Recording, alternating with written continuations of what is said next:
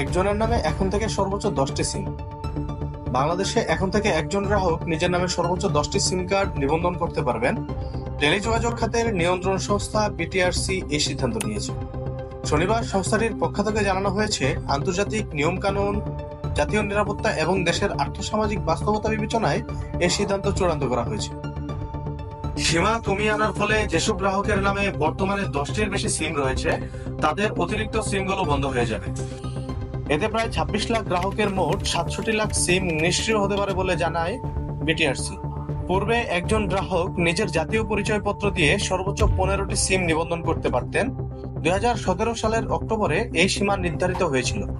পরে 2022 সালের অক্টোবর মাসে বিটিআরসি একটি বিজ্ঞপ্তি প্রকাশ করে। এতে বলা হয়, যেসব গ্রাহকের নামে 15টির বেশি সিম রয়েছে তারা যেন নিজেদের পছন্দের নাম্বার রেখে অতিরিক্ত সিমগুলো ডিরেজিস্টার করে দেন। এরপর বিটিআরসি লটারি প্রক্রিয়ার মাধ্যমে অতিরিক্ত সিমগুলো বন্ধ করে দেয়। নতুন নিয়মে প্রত্যেক গ্রাহক সর্বোচ্চ 10টি সিম ব্যবহার করতে পারবেন। তাই যাদের সিম সংখ্যা 10টির বেশি, তাদের দ্রুত অতিরিক্ত সিমগুলো বন্ধ করতে হবে অথবা বিকল্প ব্যবস্থা নিতে হবে। বিটিআরসির মতে এই সিদ্ধান্ত দেশের নিরাপত্তা নিশ্চিত করার পাশাপাশি সিম কার্ডের অপব্যবহার রোধেও গুরুত্বপূর্ণ ভূমিকা রাখবে।